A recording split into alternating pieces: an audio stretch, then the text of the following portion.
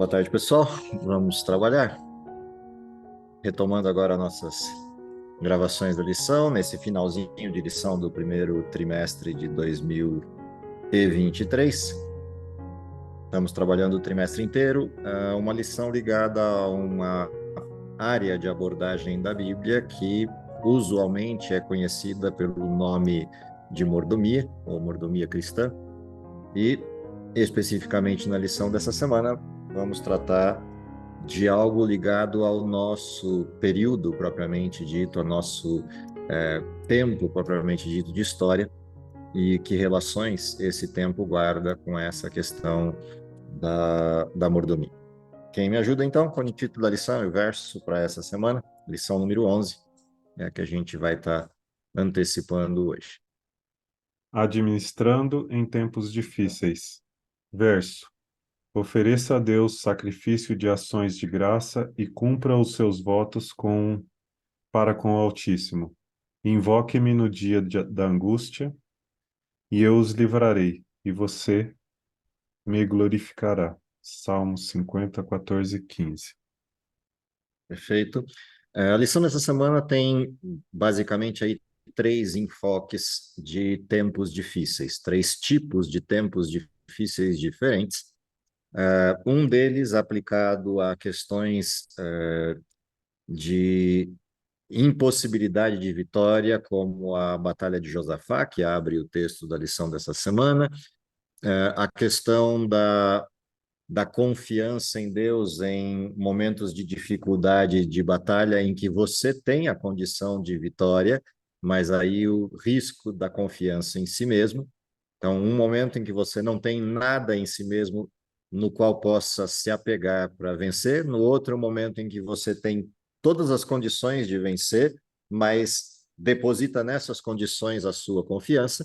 E o terceiro ponto bastante significativo da lição dessa semana é como é a vida do cristão, ou como protocolar a vida do cristão no tempo do fim, no tempo último da história. Então, são três abordagens diferentes para essa expressão tempos difíceis. A primeira dessas abordagens, que é a abordagem de tempos difíceis, onde não há possibilidade de vitória, ou seja, onde a condição em que estamos é uma condição sem saída. Essa é a primeira experiência interessante da lição dessa semana.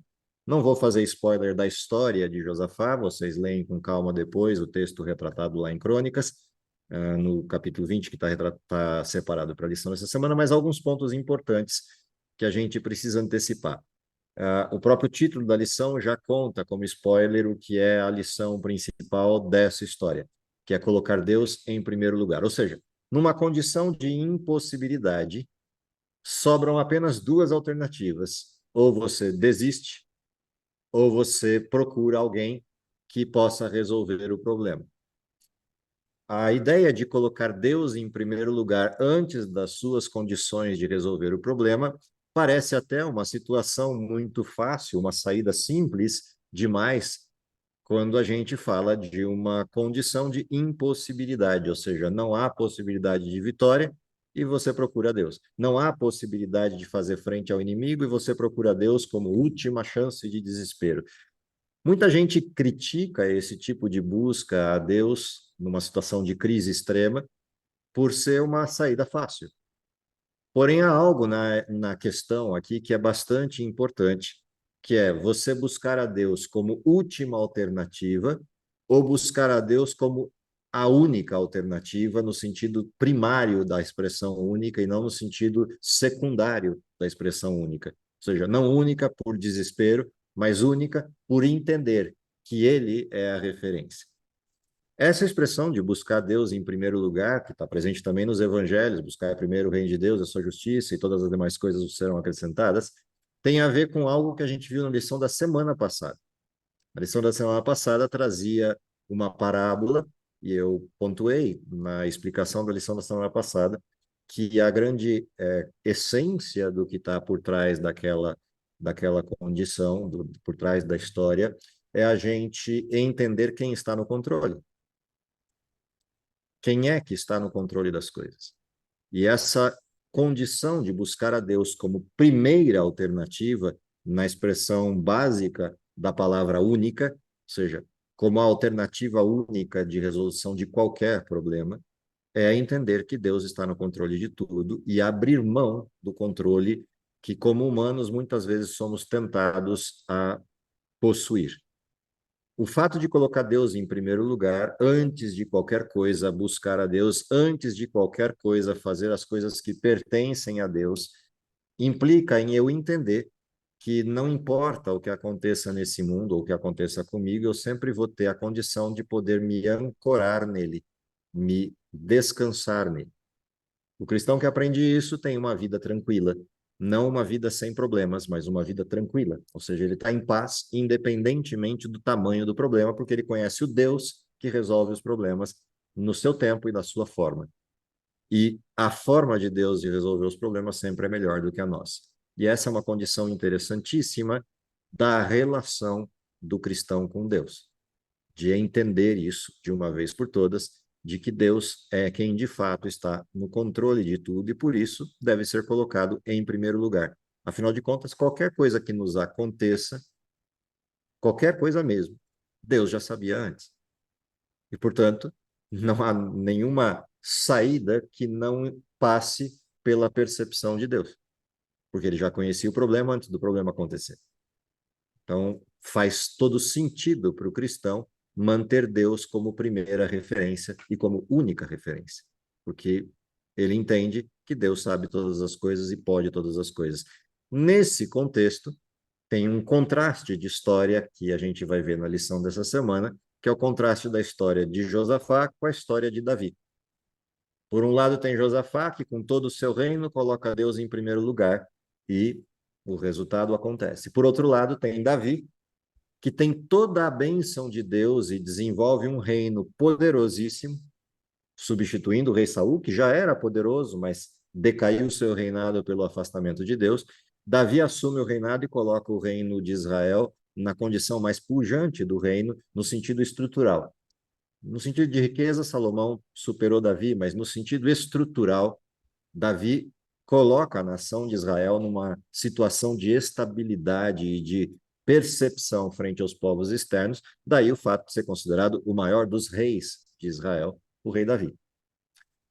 Mas um detalhe acontece que Davi deixa de ter o foco na dependência de Deus por um momento e foca na competência daquilo que ele, por sua administração atrelada à bênção de Deus, havia conseguido. E nessa condição, Davi ultrapassa uma linha perigosa, que é a linha da autossuficiência.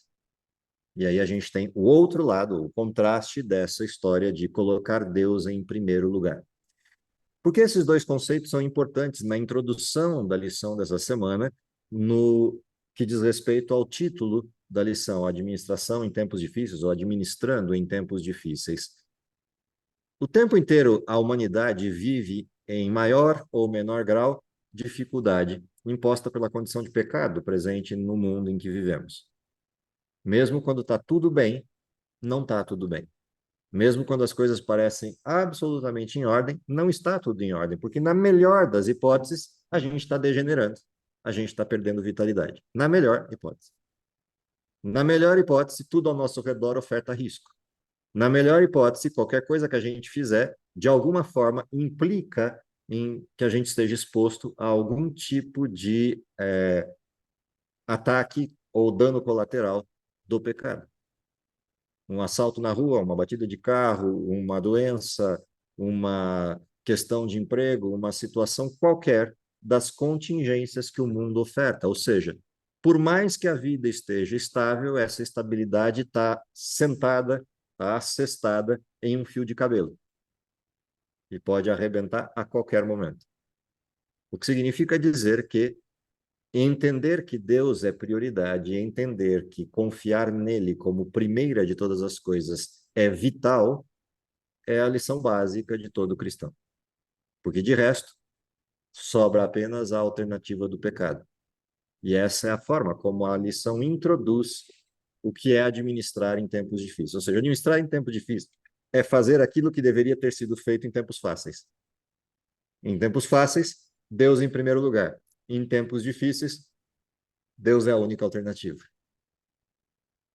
Portanto, essa é a lição que a gente aprende no começo do estudo dessa semana. Entendendo essa lição, então aí vem os aspectos que são importantíssimos para o tempo em que vivemos, o tempo do fim. E aí aparecem 3 subdivisões temáticas dentro desse tópico. A primeira dessas subdivisões tem a ver com simplificar a vida em múltiplos aspectos. O que significa simplificar a vida?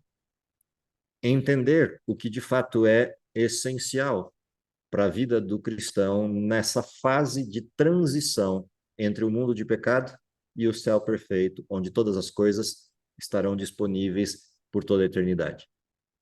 O que eu faço no percurso de uma viagem que é extenuante e com muita exigência por parte do sujeito que transita essa viagem?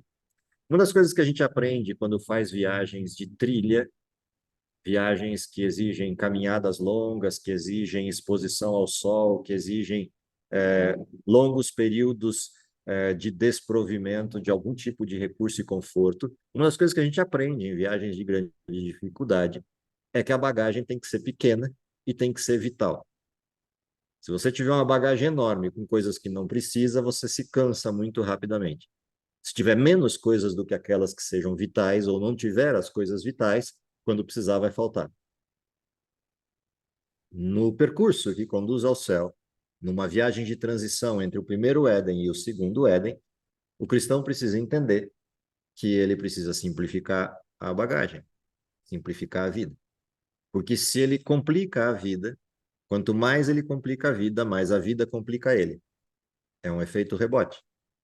Então, uma das lições importantes, uma vez que a gente entenda que Deus está no controle de tudo, entenda que nós somos mordomos das coisas que Deus nos concedeu, é libertar a nossa vida das amarras que criam para a gente algum tipo de laço que dificulta caminhar, para ter mobilidade, facilidade, força e vigor para desempenhar a missão. E a importância do simplificar a vida começa por essa questão. A segunda questão, ligada ao simplificar o modelo, é que quanto mais a gente simplifica, mais a gente vê quanta coisa a gente realmente não precisava. O que significa que o nosso foco vai mudando para as coisas que realmente sejam importantes. E considerando que a vida é muito curta e o tempo para executar a missão é mais curto ainda, quanto mais simples for o processo, mais rápida e mais efetiva é a missão. Até porque, no fim da vida, como a gente viu na lição da semana passada, e essa volta a repetir, no fim da vida, a única coisa que a gente leva desse mundo são as escolhas que fizemos. Porque todo o resto fica por aqui.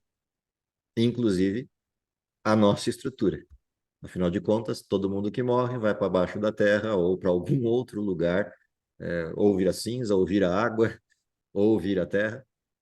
Todo mundo vai para o mesmo canto e nem o corpo, nem a carcaça sobra. Ou seja, o que vai para o céu não tem nada a ver com o que foi posto na terra. O que vai para o céu é algo totalmente novo. O que significa dizer que esse simplificar não é só uma questão racional de eliminar peso desnecessário da bagagem. É compreender que eu não vou levar nada. E por isso a simplificação se torna necessária nesse aspecto. Ou seja, entender o que é vital para o desempenho da missão e execução da missão que temos, e aquilo que não for, que é supérfluo, que é perda de tempo ou desvio de foco de alguma espécie e que não contribui para o desenvolvimento pessoal, você vai literalmente deixando para trás. Isso permite tanto mobilidade quanto permite focar investimento e recursos naquilo que é realmente necessário. Outra coisa ligada a isso é a definição de prioridades, que está bem atrelada a essa questão de essências. Vocês vão ver lá na lição de quarta-feira toda uma abordagem a respeito do que de fato é prioritário. Uma dessas abordagens, óbvio, vai bater na questão de uma das falas de Jesus, de que é impossível conviver com Deus e com as riquezas. E aqui é necessário abre aspas para a compreensão clara do texto, ou seja, o problema não são as riquezas, também o problema não é Deus. O problema é o foco do sujeito que sai de Deus e vai para as riquezas. Ou seja, é possível conviver com Deus tendo riquezas, desde que eu entenda que as riquezas são de Deus e não minhas.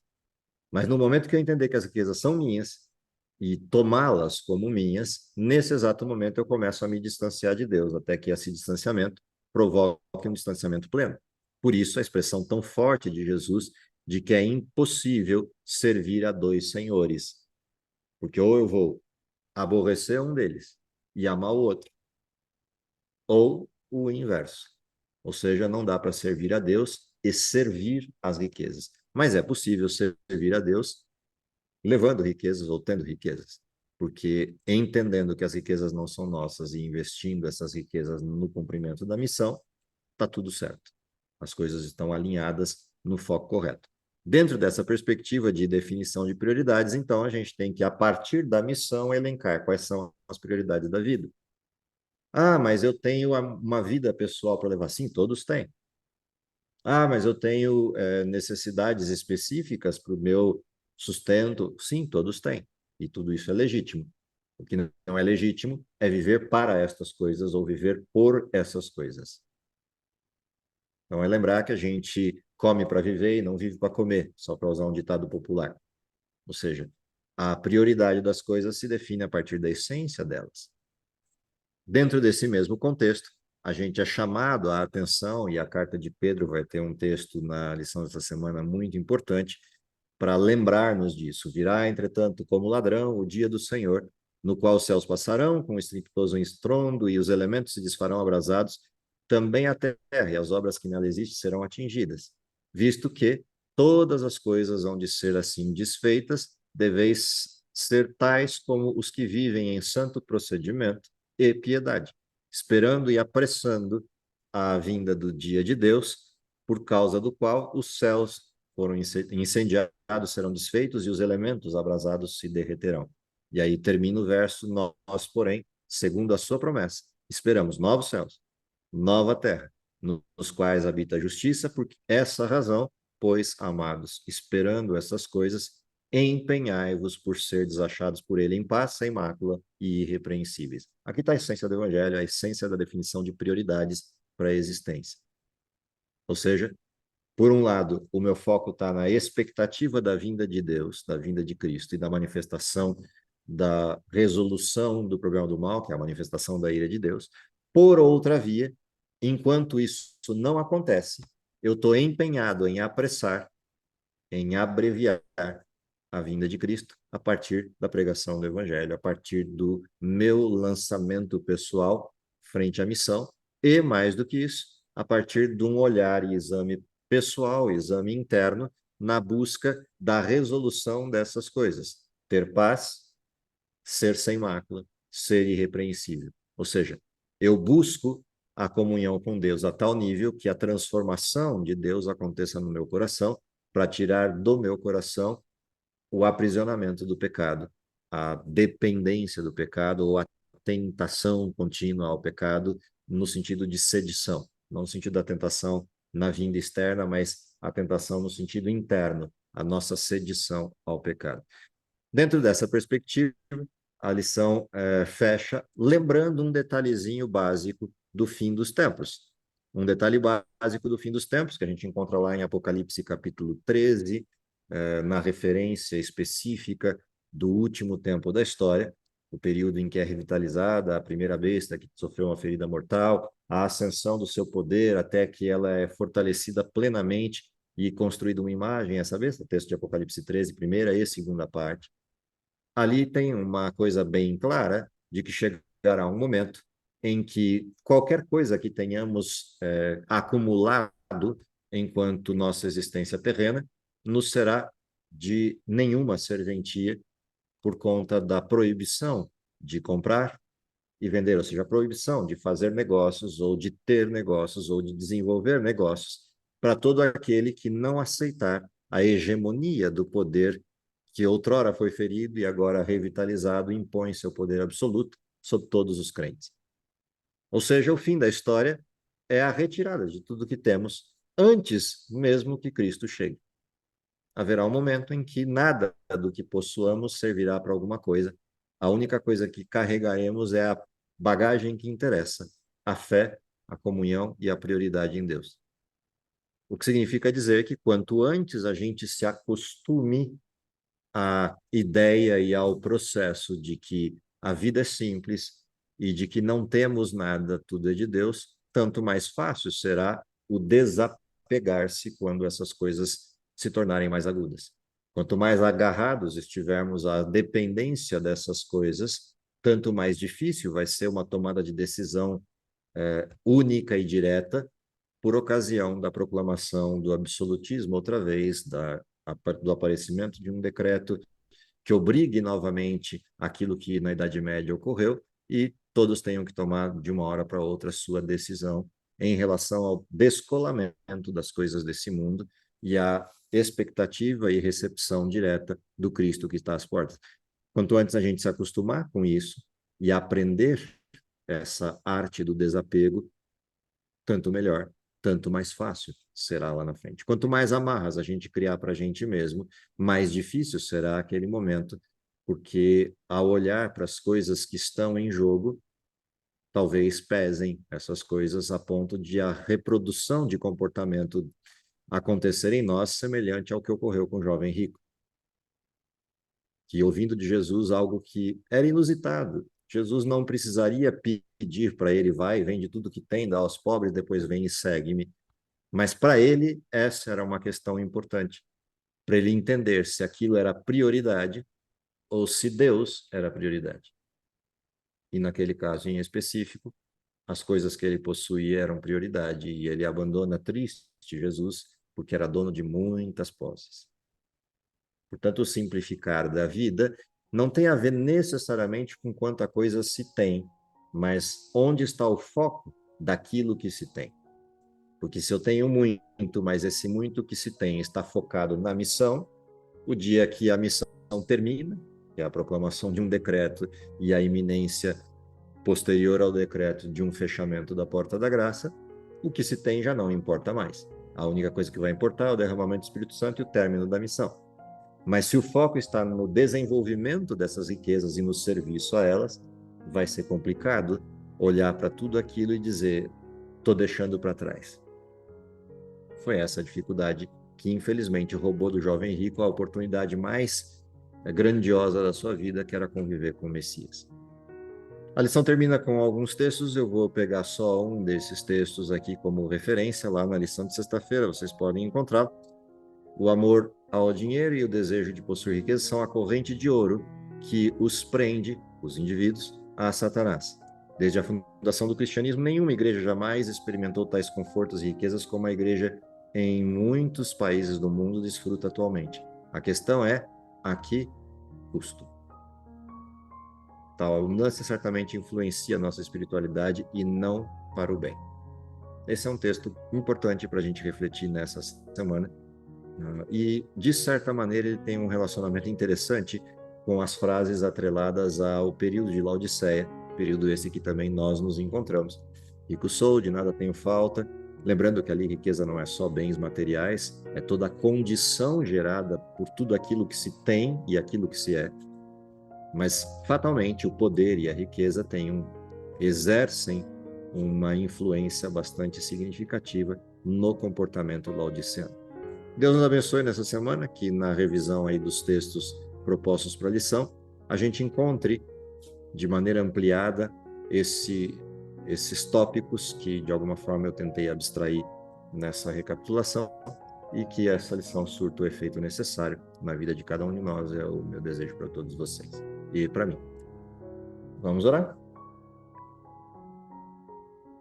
Querido Pai que está nos céus, te agradecemos pelo dom da vida, te agradecemos porque temos a oportunidade de atuarmos na tua missão, te pedimos poder, te pedimos capacidade, sabedoria, para que nosso foco, nosso esforço, nossos ânimos estejam direcionados para a essência dessa missão. Ajuda-nos a simplificar a nossa vida, a dedicarmos a nossa atenção, pensamento, integridade, pessoa, inteiramente a Cristo, para o exercício final dessa missão e, se possível, que ainda possamos vê-lo voltando em nossa geração. É o nosso desejo, é por isso que oramos. Amém.